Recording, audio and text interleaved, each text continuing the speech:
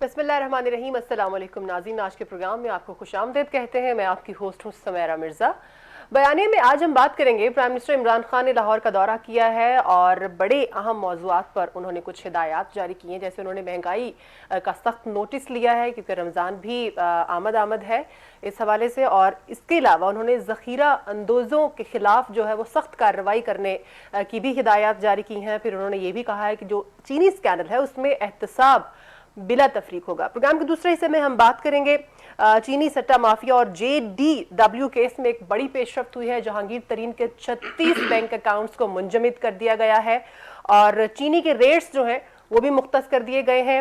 80 रुपये खरीद और 85 रुपये फरोख्त के अहकाम जारी हुए हैं। अब देखना यह है कि इसके ऊपर अमल दरामद किस हद तक होता है। प्रोग्राम के तीसरे हिस्से में हम बात करेंगे, कल 10 का इलेक्शन होने जा रहा है। इससे पहले फरवरी में ये इलेक्शन हुआ, उसको मुलतवी कर दिया गया और अब दोबारा ये इलेक्शन कल होने जा रहा है, जिसमें पाकिस्तान तहरीक इंसाफ और नून लीग के जो उम्मीदवार हैं वो आमने सामने होंगे। एक बार फिर से हमें एक सख्त मुकाबला देखने को मिलेगा। सूरत हाल क्या होगी, क्या कुछ चेंजेस आएंगी पिछले इलेक्शन के रिजल्ट्स और इनमें, इस पर भी बात करेंगे। इसके अलावा हम बात करेंगे पाकिस्तान और साउथ अफ्रीका के मैच की। वनडे सीरीज पाकिस्तान ने अपने नाम कर ली, जो इनकी इसमें परफॉर्मेंस रही उसके ऊपर भी बात करेंगे। प्रोग्राम के आखिरी हिस्से में हम बात करेंगे बरतानवी जो प्रिंस है फिलिप, वो 99 ईयर्स की उम्र के बाद जो है उनका इंतकाल हो गया। उनकी ज़िंदगी के बारे में भी कुछ बात करेंगे। अपने पैनल का तारुफ करवाती चलूँ, सैयद शुएबुद्दीन साहब मेरे साथ प्रोग्राम में मौजूद है। सर, आपको प्रोग्राम में वेलकम करती हूँ। हामिद खान मशरकी साहब भी मेरे साथ प्रोग्राम में तशरीफ़ रखते हैं। सर, आपको भी वेलकम करती हूँ। शुएब साहब, आपसे स्टार्ट करेंगे। हमने देखा पिछले दिनों वज़ीर आज़म साहब जब लाइव कॉल्स ले रहे थे तो एक औरत की कॉल बड़ी फेमस हुई। उन्होंने कहा कि जी महंगाई बहुत है, अगर आप हमें थोड़ी सी इजाज़त दे तो हम घबरा लें या फिर महंगाई को कम कर दें। तो वज़ीर आज़म साहब ने नोटिस ले लिया। सर, क्या कहेंगे? नोटिस लिया तो फिर अगर इस बात पे नोटिस लिया तो बहुत देर से लिया है। I am sorry. ये फिर अगर नोटिस इन्होंने अब लिया है तो पहले नहीं लिया ना, तो ये किसी हुक्मरान की अच्छी चीज़ नहीं है। नोटिस बहुत पहले ले लेना चाहिए था। सही। महंगाई बहुत हो चुकी है और आम आदमी, इसमें कोई शक नहीं कि इस बहुत ज़्यादा तंग है। और कोई चीज़ हो ना हो, इनके बहुत अच्छे काम जितने भी हैं सारे एक महंगाई की वजह से ना वो लोग उसे कबूल नहीं कर रहे। बिल्कुल। महंगाई पे काबू पाने के लिए सिर्फ चंद चीज़ें ज़रूरी होती हैं। पहले जो पुराना सिस्टम था, जो अंग्रेज़ का सिस्टम था, जो यहाँ पे चलता रहा, उसमें मजिस्ट्रेसी सिस्टम होता जी बिल्कुल। वो बाकायदा मजिस्ट्रेट भर्ती होते थे। वो उनका काम ही मजिस्ट्रेसी था। वो चीज़ों को कंट्रोल करते थे, उनके पास पावर्स होती थी। वो छापे मारते थे, वो जुर्माने करते थे, वो सजा सुनाते थे, जेल में डाल देते थे। बिल्कुल। वो ये है कि जब सुप्रीम कोर्ट ने वो मजिस्ट्रेसी सिस्टम ख़त्म कर दिया और अदलिया और इंतज़ामिया को अलग कर दिया, तो अब बदकिस्मती से इस मुल्क में कोई म्यूनसिपैलिटी मजिस्ट्रेट नहीं बनाए गए। सही। ये एक तजवीज़ थी कि म्यूनसिपल मजिस्ट्रेट हों जो कि शहरों के अंदर मामलात को कंट्रोल करें। उसमें सबसे बड़ा मसला जो है वो हमेशा महंगाई होता है। बिल्कुल। गवर्नमेंट अगर कीमत मुकर्रर कर देती है, उस कीमत पे बेचने का जिम्मेदार किसको बनाया जाएगा? कौन चेक करेगा कि उस कीमत पे बिक रहा है कि नहीं बिक रहा? गवर्नमेंट 80 रुपए कीमत मुकर्रर करते थे, 85 रुपए कर दे। सही। लेकिन ये कौन चेक करेगा कि बाजार में किस रेट पे बिक रहा है? बिल्कुल। अब उसके लिए एक नलायकी का तरीका निकाला गया। मैं इसे नलायकी कहूँगा। जनाब DCO लाहौर, या पहले DCO होते थे, वो अपने तमाम टाउन्स के अफसरान को मजिस्ट्रेसी का इख्तियार दे देते थे कि जाओ और जाके। उसमें कौन होता था? उसमें आप अंदाजा लगाएं, ऑफिस सुपरिटेंडेंट भी, उसे क्या पता मजिस्ट्रेसी क्या होती है। नायब तहसीलदार, अपना टाउन अफसर रेगुलेशन, टाउन अफसर प्लानिंग और टाउन अफसर फाइनेंस। अब ये सारे के सारे जो है 120-22 बंदे लाहौर में नामजद कर दिए जाते हैं कि जाओ जाके लाहौर चेक करो। बिल्कुल सही। इसमें एक ऐसा वाकया हुआ कि एक खातून मिनिस्टर को मजिस्ट्रेट बना दिया गया, वो टाउन अफसर प्लानिंग थी। उन्होंने वो रसीद बुक अपने उसको दे दी, अपना PA को, और PA साहब जाके चलान करते फिर रहे हैं और खातून का साइन किए हुए लेटर जारी कर रहे हैं। वो पकड़े गए बाद में। लेकिन इसका रिजल्ट ये होता है कि जिस शख्स को वो इख्तियार दिया जाता है ना, उसे पता नहीं उसने इस्तेमाल कैसे करना है। बिल्कुल सही। अगर मुझे एक चीज का पता ही ना कैसे, ये है वो सबसे बड़ी कमजोरी इस दौर में कि आप कंट्रोल कैसे करेंगे। जब कंट्रोल करने का सिस्टम नहीं होगा तो फिर लोग पे शुतर बेमार होता है और जो मर्जी करें, ये है वजह। लेकिन अब शहबाज शरीफ ने एक चक्कर और निकाला था, वो इतवार बाजार लगा करते थे, ये ज़ियाउल हक साहब के दौर से लग रहे हैं। इस गवर्नमेंट ने पूरे 2 साल हो गए इतवार बाजार नहीं लगाए, फिर लग रहे हैं वो अब सहूलत बाजार कहलाते हैं वो बड़ी मुश्किल से लगाए थे 2-2.5 साल बाद, 2 साल बाद। अब ये लगा रहे हैं परमानेंट बाजार पूरे रमजान में, लेकिन उसमें क्या हो रहा है कि वो 20 रमजान को खत्म हो जाएंगे, तो भाई आखिरी 10 रमजान कौन फिर कहां से खरीदेगा। बिल्कुल सही। मेरे गलत फैसला है कि जी 20 रमजान को बाजार खत्म हो जाएंगे। ये बाजार का फायदा सिर्फ इतना होता है कि जी बाजार लगते हैं, इतवार बाजार ही लगते हैं, मैं खरीदारी करता रहा हूँ सारी उम्र वहां से, आपको वहां पे सरकारी रेट पे चीज मिलती है। बिल्कुल ऐसे ही है। असल बात ये है, दाल है, सब्जी है, जो कुछ फल है वो आपको उस रेट पे मिलेगा जो सरकारी मुकर्रर करदा निर्ख है। तो गवर्नमेंट को कोई तकलीफ नहीं होनी चाहिए, इतवार बाजार लगने दे। कुछ लोगों की रोटी रोजी का भी बंदा हो जाता है। अगर एक इतवार बाजार लगा है, वहां 150 स्टॉल है, तो 150 खानदान तो पलेगा। बिल्कुल सही। लाहौर में 25 इतवार बाजार है, तो आप 150 ज़रब देना, कितने खानदान। लेकिन शेख साहब यहाँ पर एक और सवाल भी तो है ना हामी साहब, अगर सहूलत बाजार और इतवार बाजार में चेक एंड बैलेंस रखा जा सकता है कि क्या क्या प्राइसेस हैं, गवर्नमेंट रेट के ऊपर चीजें जो है वो फरोख्त हो रही हैं या नहीं हो रही, तो बाकी जगहों के ऊपर क्यों नहीं हो सकता? क्योंकि अक्सर यही कहा जाता है हुकूमती नुमाइंदगान की तरफ से कि जी प्राइस पीछे से तो सही आ रही है, आगे रिटेलर जो है वो ज्यादा बेचते हैं, तो चेक एंड बैलेंस भी तो हुकूमत का ही काम है। बहुत शुक्रिया सुमेरा। बात यह है कि मैं कुछ प्रोग्राम्स में ये बात बड़ी वाज़े तौर पे कह चुका हूँ कि मौजूदा हुकूमत को किसी अपोजिशन से कोई थ्रेट नहीं है, मौजूदा हुकूमत को किसी निज़ाम से थ्रेट नहीं है। मौजूदा हुकूमत को अगर थ्रेट है तो उस अवाम के रिएक्शन से है जो महंगाई की वजह से पैदा हो रहा है, जो हमारी आंखों के सामने चीज़ों की होशरुबा कीमतें बढ़ रही हैं। ठीक हो गया।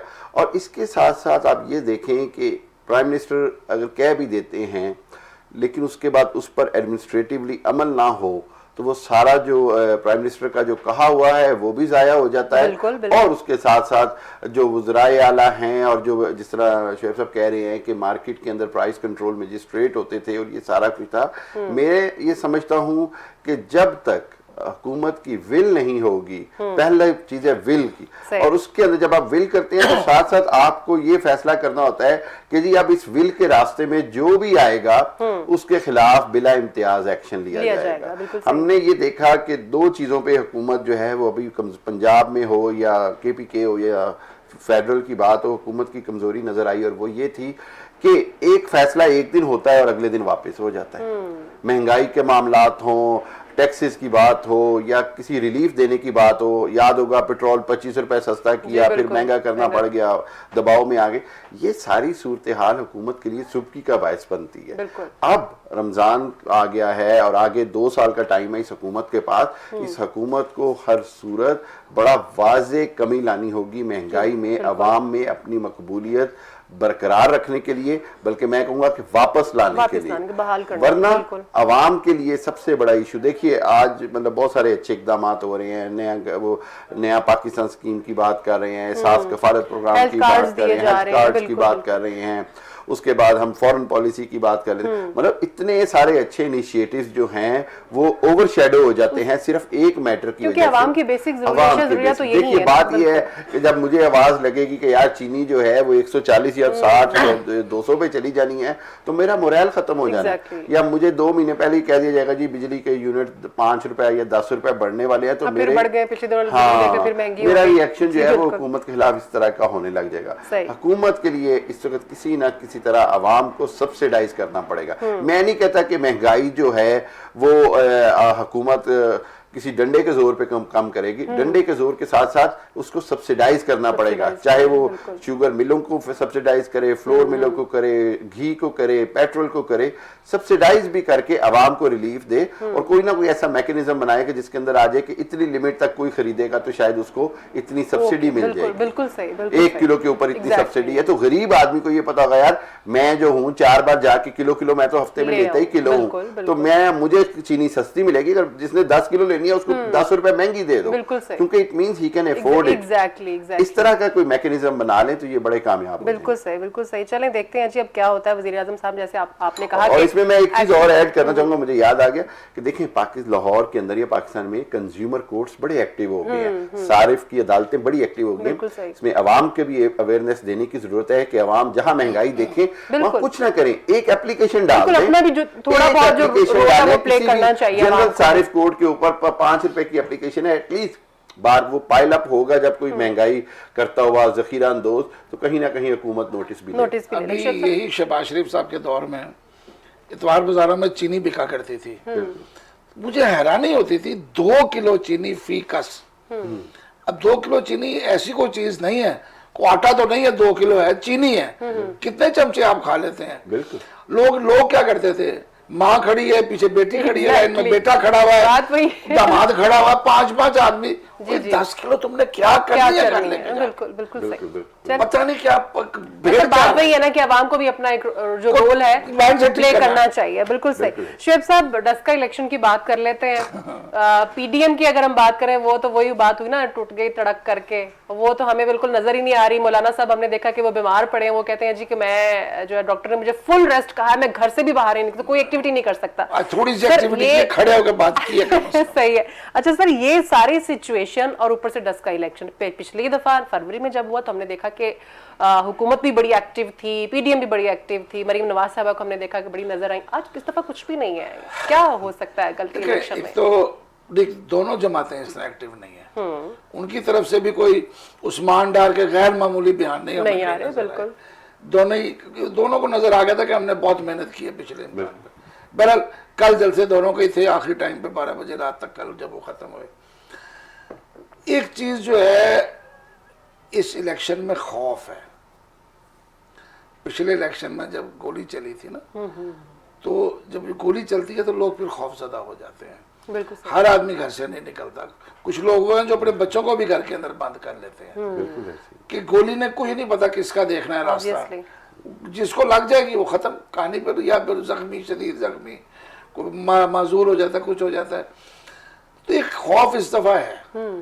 अब ये है कि एक जमाने में होता था, पाबंदी लग जाती थी कि आप लोगों को लेके नहीं जाएंगे, लेकिन असल चीज ये है देहात में। जी बिल्कुल, ये ज्यादा इलाका देही है, गाँव के इलेक्शन है। अब घर से जो निकालेगा, कल अगर तो हुकूमत ने ये काम कर लिया, अच्छा देखें आप जिसकी गाड़ी में बैठ के जाते हैं वोट उसी को देते हैं। जाहिर है, बिल्कुल ये गांव का बड़ा पक्का हिसाब है। वो ये नहीं होगा कि गाड़ी मशरकी साहब की इस्तेमाल हो, वोट मुझे नहीं। अगर मशरकी साहब ने घर से निकाल लिया, अपनी गाड़ी में बिठा लिया, तो वोट इनको पड़ गया। सही है।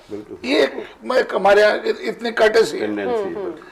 तो अगर कल जो भी निकाल पाएगा घर से और जो जितनी अच्छी कन्वेंस मुहैया कर देगा ये भी बड़ी बात है। बिल्कुल, को चिंगची तो नहीं चाहिए, चाहिए वोटर का बड़ा की बड़ी उसमें टैका होता है, 6 सीटर रिक्शा तो हो, चिंगची ना हो। बिल्कुल सही। तो ये लोग जो कल जितने ज्यादा, कल मुझे ज्यादा वोट पड़ने की तवक्को भी नहीं है। इस सवाल टर्न आउट कम रहेगा, टर्न आउट खदशा है कम रहेगा। अच्छा, सिर्फ खदशा एक ही है, वो पिछले इलेक्शन का है। ठीक है, लेकिन इस दफा सख्ती बढ़ी है, कैमरे भी लगे हुए हैं, पुलिस भी ज्यादा है, कमिश्नर भी बदल चुका है, आरपीओ भी बदल गया, सब तब्दील हो गए। और चीफ इलेक्शन कमिश्नर ने लाहौर में आके डेरा जमा लिया। बिल्कुल, कल वो लाहौर के पंजाब ऑफिस से बैठ के, कंट्रोल रूम से बैठ के उसे कंट्रोल करेंगे। तो एक जो नई चीज हुई है पहली दफा, इससे पहले भी कभी सुना, इरशाद हसन खान साहब ने मुशर्रफ के दौर में फरमाई थी, हलफ लिए गए हैं प्रिजाइडिंग अफसरान से। अच्छा, सही। और उन लोगों से कि आप आपके पोलिंग स्टेशन पे कोई आपके गड़बड़ नहीं होगी, दो आप नंबर ही नहीं जिम्मेदार हैं, होना कोई चाहिए, दो नंबर ही नहीं सही होना है, चाहिए, बिल्कुल। आप हलफ दे के जाएंगे। अच्छा अच्छा, सही सही। अब ये मुझे बताएं, अगर किसी ने कोई गलत काम करना है तो फिर हलफ कोई हैसियत नहीं रखता। नहीं शेर साहब, इसका मतलब है फिर कल फेयर इलेक्शन होने जा रहा है, उम्मीद है। उम्मीद है। अच्छा हामिद साहब, नौशीन इफ्तिखार ने इलेक्शन कमीशन को एक खत लिखा है कि जो है बोगस वोट कास्ट होने का खदशा है। सर मुझे तो लगता है कि उनको डर गई है वो कि शायद कल का रिजल्ट जो है वो फरवरी से डिफरेंट। हाँ सुमेरा, बात ये है कि नॉर्मली जिमनी इलेक्शन में टर्नआउट कम होता है, ये जिमनी इलेक्शन का जिमनी इलेक्शन बन गया। बिल्कुल सही कह फरवरी रहे में हैं, हुआ, फरवरी में, exactly। अवाम को बाहर निकाला गया, अब फिर एक बार अवाम को बाहर निकाला है, यानी ये जिमनी का जिमनी इलेक्शन है, तो नेचुरली टर्नआउट कम होने की ज्यादा तवक्को है। ठीक है। दूसरे जो अनासिर शेर साहब ने कहा बिल्कुल ठीक है, अवाम में खौफ व हरास है, 2 कत्ल हो गए थे, फायरिंग हुई थी, उस सारी सूरत हाल में अवाम के लिए बड़ी मुश्किल हो जाती है। लेकिन इसके साथ साथ मेरा ख्याल ये है कि जो पिछले 1.5-2 माह में पीडीएम की डेवलपमेंट जिसका आपने भी जिक्र किया, इसकी वजह से पीटीआई का पलड़ा भारी है। सही। उसकी वजह यह है कि जब पीडीएम ने पूरे जोर से, मरियम बीबी भी आई और पूरे जोर से बिलावल और ये सारे मिलकर उस इलेक्शन को हार और जीत और अना का मसला बना चुके थे, उस वक्त वो मैनेज कर सके थे इतना वोटर बाहर लाने को। अब वोटर जो है वो खुद दिल बर्दाश्त है, वोटर कंफ्यूज है। कुछ वोटर था डस्का के इलेक्शन, देखें सियालकोट की हिस्ट्री है, यहाँ पीपल्स पार्टी का भी बड़ा बैलेंस वोटर रहा है एक दौर में, कभी एक दौर में। तो इस वजह इस वक्त जब वो पीडीएम के प्लेटफॉर्म से लड़ रहे थे तो इस तरह एक इंप्रेशन था कि जी सारी जमातों का वोट आएगा। बिल्कुल। तो अब यह है कि पीपल्स पार्टी का वोटर तो नहीं निकलेगा। सही। दूसरे नंबर पे ये होगा कि जी मौलाना साहब भी उस तरह, आपने जिस तरह कहा कि घर बैठे हैं, बिल्कुल। तो मुस्लिम लीग नून भी, जिसको कहते हैं हमजा शहबाज और मरियम नवाज की जो खबरें आ रही हैं, और उस तरह की वो गर्मजोशी नहीं आई देखने में। वरना हमजा देखिए अब जेल से तो आ चुके हैं, वो जा सकते थे कॉर्नर मीटिंग्स में, वो जा सकते थे जलसा करने और बड़ा इम्पैक्ट पड़ता। एग्जैक्टली, बिल्कुल। लेकिन चूंकि मुस्लिम लीग नून की जो उम्मीदवार हैं वो हमजा के कैंप से नहीं है, वो मरियम नवाज की सिलेक्शन है। सही। इसलिए हमजा उस पर ज्यादा जोर नहीं लगाएंगे। इस सारी सूरत हाल को समझना होता है। और जब हम इस यानी कि यहाँ पर भी वो खानदानी पॉलिटिक्स थी, वो इसलिए मरियम बीबी ने जोर लगाया नहीं और हमजा लगाएंगे नहीं। सही। इस सारी सूरत हाल के अंदर मेरा ख्याल ये है कि अगर जिस तरह पीटीआई जरा सा अवाम में पेनिट्रेट कर गई और अवाम को सिर्फ बाहर ला सकी अपने वोटर को, तो जो है वो नतीजा जो है वो शायद मुख्तलिफ होगा। इसमें एक चीज में इजाफा कर दूं कि पिछले इलेक्शन में मुस्लिम लीग काफ जो थी वो मैदान में नहीं आई थी। बिल्कुल। इस दफा पीएमएल क्यों भी पीटीआई की हिमायत के लिए मैदान में आई है, जलसे वगैरह किए हैं। बिल्कुल। तो ये बड़ी बात होती है कि एक जमात जलसे कर रही है ना, तो एक मैसेज चला जाता है। और वो डस्का बड़ा असर सूख है, ये इलाका उनका भी है, और वोट उनको पीएमएल क्यों की वजह से भी मिलने का इम्कान है। बिल्कुल सही। चलें जी, कल देख लेते हैं क्या होता है, दूध का दूध पानी का पानी सब सामने आ जाएगा। शुएब साहब, जहांगीर तरीन पूरा एक वीक हो गया, बड़ा खबरों में रहे हैं वो, एक तो चीनी स्कैंडल की वजह से, और दूसरा उनके ऊपर ये बातें खबरें सामने आ रही हैं कि पॉसिबिलिटी है कि वो अपनी पार्टी चेंज कर लें इन तमाम चीजों की वजह से। तो सर आप वो कहते हैं कि जी मेरे साथ जो है वो इंतकामी कार्रवाई कोई हो रही है, आप अग्री करते हैं? इस वक्त तो सूरत हाल ये है कि पीडीएम के बाद जितनी मायूस मुस्लिम लीग नून हुई थी ना, कल मुझे हंसी आ रही थी, बकायदा मैं हंसा उस वक्त जब राना सनाउल्लाह ने कहा और अब तो एक जेब में तरीन की पंजाब असेंबली है, एक जेब में उसके कौमी असेंबली है, और वो चाहे तो दोनों असेंबलियां खत्म हो सकती हैं। हाँ, यानी कि उन्हें अब ये लग रहा है कि साढ़े को तो कुछ नहीं होया, वो तेरी बारी है, तू साड़ी हिम्मत। अब यानी कि आप जब ये मायूसी की इंतहा है राना सनाउल्लाह की, मुस्लिम लीग नून की मायूसी की इंतहा है कि वो ये तवक्को कर रहे हैं कि दुश्मन का जो दुश्मन है वो हमारे साथ आ जाएगा। होता है, ऐसा ही है। सही। लेकिन मैंने कल फिर इलेक्शन कमीशन के एक बंदे से बात किया, उनका ये कहना है कि फॉरवर्ड ब्लॉक नाम की कोई चीज नहीं। अब ठीक है, अगर तो 25-30 बंदे ये तोड़ते हैं और वो जाके वोट देते हैं अपना पीटीआई के खिलाफ, बुज़दार के खिलाफ, तो उनको इस्तीफा भी उसी वक्त देना पड़ जाएगा। ठीक है, वो तमाम हल्के वेकेंट हो जाएंगे। सही। अब मुझे ये बताइए वो 30 बहादुर कौन होंगे कौन होंगे? जो इस्तीफा दे के घर जाके बैठने को तैयार होंगे। बिल्कुल सही। अगर तो तरीन साहब के पैसे में इतनी खासियत है कि उनको पता हो कि बाद में ये इलेक्शन हमारी मुहिम ये चलाएंगे, तो फिर तो हो सकता ऑपोजिशन के है। इस्तीफे तो सामने आ नहीं सके, रूलिंग मैं वही कह रहा हूँ ना कि इस सामने तरीके आएंगे, से बिल्कुल। तो वो उनकी ख्वाहिश है। इस वक्त जो चीज नजर आ रही है, तरीन साहब एक प्रेशर बिल्डअप करना चाह रहे हैं, अच्छा। और प्रेशर बिल्डअप करना चाह रहे हैं पीटीआई के खिलाफ। राजा रियाज साहब और बाकी सब लोग उनके साथ हैं। फिर वो जाके मिले हैं मखदूम अहमद महमूद को।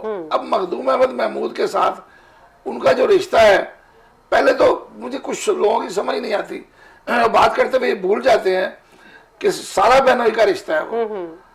तो मखदूम साहब उनके साथ रिश्ते, उनका मिलना क्यों सियासी मीटिंग बना दिया गया? बिल्कुल सही।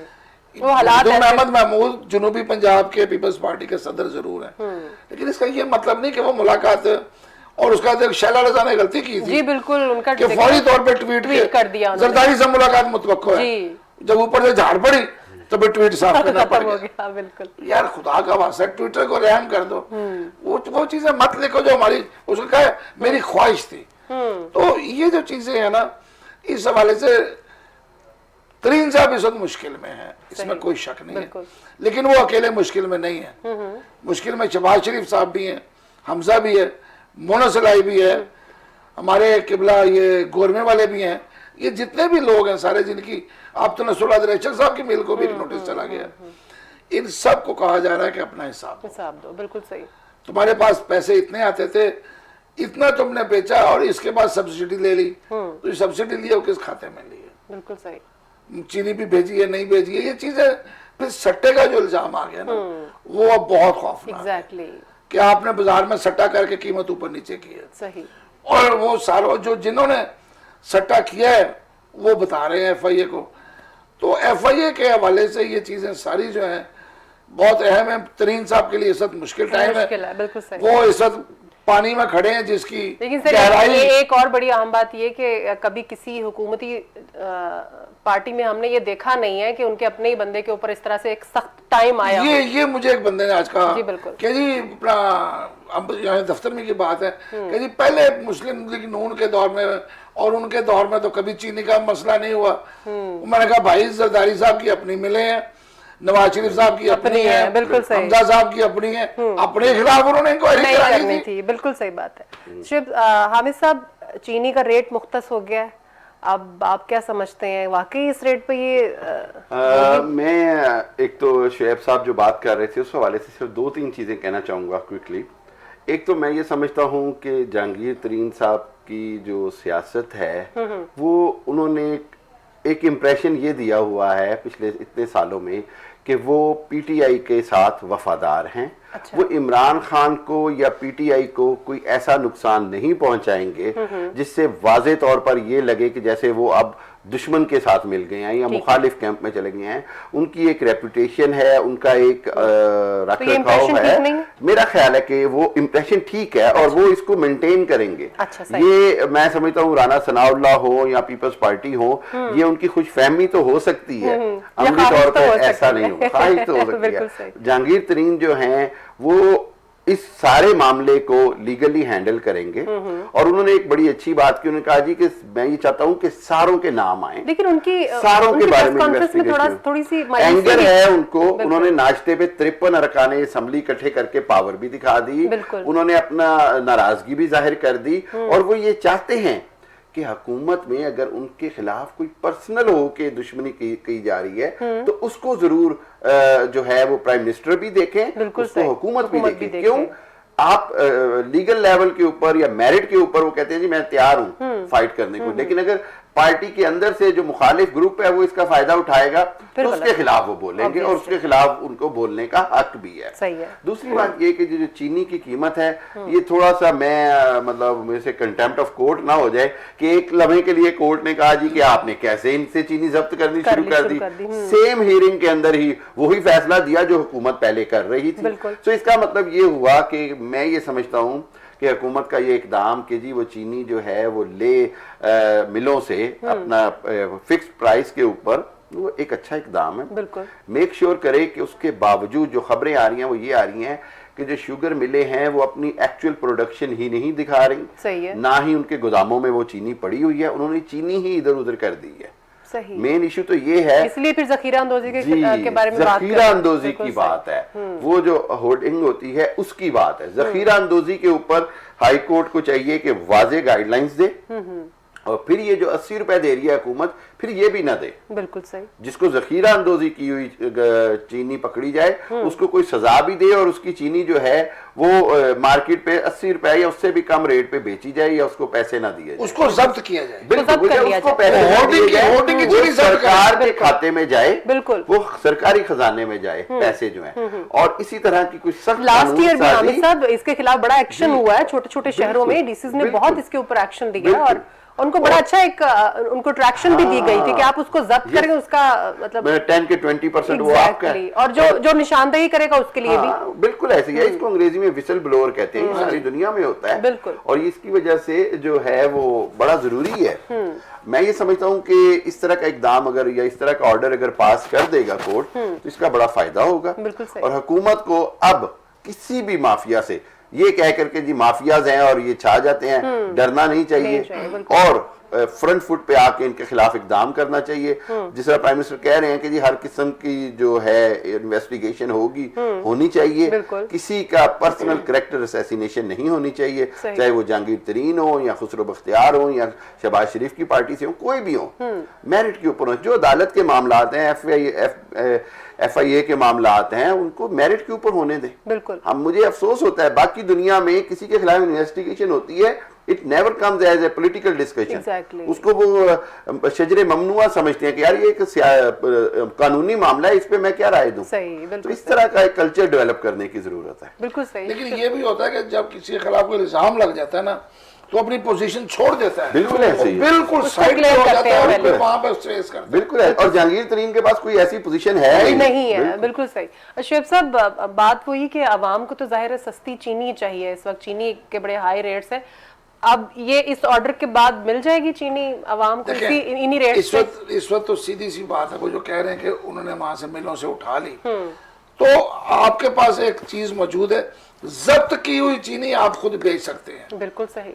आप जब्त, ये होर्डिंग एक्ट के तहत कब्जे में ली जा सकती है। सही। जहां से कब्जे में है उस जिले में पूरा का पूरा बेच दें, लोग सुकून से हो जाएंगे। बिल्कुल सही। आप 80-85 रुपए बेचें, अगर ऐसा ही कोई मसला है, कल को ये लोग पैसे मांगेंगे, वो पैसे अलग साइड पे रखते जाएं। सही, बिल्कुल आप किसी बैंक अकाउंट हाँ, में वो भी रखते जाएं। बदकिस्मती है कि कहीं ना कहीं से ये अदालत से ऑर्डर ले ऑर्डर आएंगे ले जिनके पैसे आएंगे, दिए बिल्कुल। जाएं। मतलब है पैसे आप बिल्कुल किसी सही बैंक अकाउंट में जमा कराएं, अगर अदालत से ऑर्डर आ जाता है ठीक, वरना गवर्नमेंट का पैसा है वो। पैसा है वो। बिल्कुल सही। और होर्डिंग की तो कहीं पे इस्लाम में सख्ती सख्त, से बिल्कुल बहुत सख्त बिल्कुल ऐसा ही है मुमानियत सर। है, बिल्कुल बिल्कुल ऐसा। शुएब साहब, बरतानवी प्रिंस फिलिप 99 की उम्र में पहुंच के इंतकाल कर गए हैं।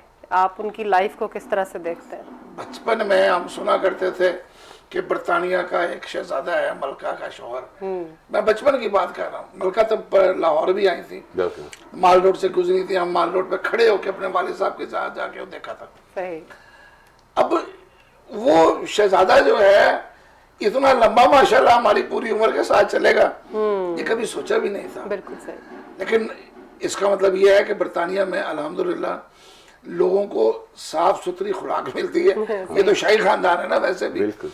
जहाँ पे बेहतर ग़िज़ा मिलेगी, बेहतर पानी मिलेगा, बेहतर दूध मिलेगा, दवाइयाँ एक नंबर मिलेगी, वहाँ के लोगों की उम्र खुद बहुत ज्यादा हो। लेकिन सर हमारे भी यहाँ लोग हमारे नहीं है ना, हमारे भी होते हैं 110 साल की उम्र में, वो मेरा ख्याल है जरासीम खा के इनटेक कर करके उनकी इम्यून सिस्टम इतना अच्छा हो जाता है कि वो एक लंबी उम्र पाते हैं। हमारे यहाँ तो उम्र 60-65 साल के दरमियान है। बिल्कुल इससे ज्यादा बिल्कुल कम है। एवरेज यही है। या वो लोग हैं जो बहुत एहतियात से अपना जिंदा रहना शुरू करते हैं, बिल्कुल ऐसे। वो चल जाते हैं आगे, एहतियात से खाते हैं, या ये कहना कि शुगर पेशेंट हो जाते हैं जी बिल्कुल। तो फिर अपने डॉक्टर ही खाना बना पीना नाप तोल के होता है। बिल्कुल सही। बैल शहजादा ने बड़ी अच्छी जिंदगी गुजारी। वो हर जगह पे मलका के साथ खड़े नजर आए। मतलब मुझे कभी मलका तस्वीरें आती थी, गैलरी में मलका खड़ी है तो साथ में शहजादा फिलिप भी खड़े खड़े हैं, हुए। Duke of Edinburgh. एक तवील उम्र गुजारी है उन्होंने मलका के साथ। काश के वो असली बादशाह होते, बहरहाल तो मलका के बादशाह थे। हाँ बिल्कुल, तो मलका तो अभी है, बड़ी अच्छी बात की, मलका के बादशाह थे, बिल्कुल। बात ये कि मतलब बड़े एज है बरतानिया के जो उन्होंने, आप उसको फर्स्ट मैन कह सकते हैं, मलका के जो साथी होने की हैसियत से, उसके साथ साथ उनका ये था कि वो ग्रैंडसन थे किंग जॉर्ज वन के, सही, और मलका के फर्स्ट कजन भी थे। और इन्होंने जो है जो क्वीन एलिजाबेथ हैं, इनके मलका बनने से 5 साल पहले इनसे शादी हुई थी। ठीक हो गया। सो ये बरतानिया की तारीख का सबसे लंबा शाही जोड़ा है जो अच्छा, आज टूटा है। वाह। बरतानिया की तारीख में कोई भी मियाँ बीवी इतना लंबा अरसा शाही तख्त पर नहीं रहे, सही। या वाइफ की डेथ हो गई या हस्बैंड की डेथ हो बिल्कुल गई। सही। ये बरतानिया की 1200 या 1000 साल की तारीख में पहला जोड़ा है। बिल्कुल सही। तो इस हवाले से एक नुमाया है। दूसरी बात ये, ड्यूक ऑफ एडिनबरा ने बड़ा बहुत सारी जगहों पे बड़ा सोशल वर्क भी किया। इनका एक अफ्रीका के हवाले से इनका बड़ा किरदार रहा। अफ्रीका में जब कैद साली हुई तो इनके 1-2 फंड्स थे जिन्होंने बड़ा काम किया बरतानिया की चैरिटीज़ ने।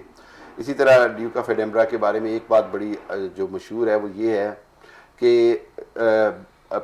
क्वीन को कई बार क्रिटिकल मामलात में पॉलिटिकल गाइडलाइंस जो थी वो प्रिंस फिलिप के मशवरे से मिलती थी। बिल्कुल सही। और ये है कि अब जो है वो एक क्वीन भी उसकी कमी महसूस करेंगी, और बरतानिया में इसको बड़ा महसूस किया जाएगा। बिल्कुल, बिल्कुल। और यहाँ ये भी बताता चलूं कि प्रिंस चार्ल्स ने अपना बादशाह बनने का जो राइट है वो खत्म कर दिया है, बिल्कुल। तो इसलिए अब मलका के बाद प्रिंस विलियम ही अगले बरतानिया के बादशाह होंगे। सही। प्रिंस चार्ल्स जो हैं वो प्रिंस की हैसियत से ही रहेंगे हमेशा। बिल्कुल सही। शुएब साहब, अब मैच की बात कर लें। पाकिस्तान ने वनडे सीरीज अपने नाम कर ली है और बड़ा अच्छा मैच रहा, वो लोगों ने बड़ा एंजॉय भी किया उसको। देखिए, इस मैच में किसी और ने नहीं, फखर जमान ने अपने धोने धो दिए हैं। वो जब जा रहा था तो कमेंट्स ये थे कि ये कौन है, कि सिफारिश किसकी है, पर्ची किसकी है, कि ये हर दफा चला जाता है, स्कोर नहीं करता। अब वो हाईएस्ट रन है 302, बिल्कुल। तो बहुत 2 इनिंग्स, वो उसकी बदकिस्मती है कि वो अपना विकेट कीपर की वजह से डबल माइंडेड हो गया, वरना वो उसका रन आउट नहीं होता। तो वो उसके 200 भी हो जाने थे, और शायद उसके 200 के साथ पाकिस्तान वो मैच भी जीत सकता था। वो एक बहुत बदकिस्मती है कि वो ऐसे क्रूशियल टाइम पे आके विकेट कीपर ने झांका दिया या जो भी किया, इसको मैं नहीं कहता। बहरहाल वो डबल माइंडेड हुआ और उसकी स्पीड कम हो गई, रन आउट हो गया। उसकी वजह से पाकिस्तान तीनों मैच जीत सकता था।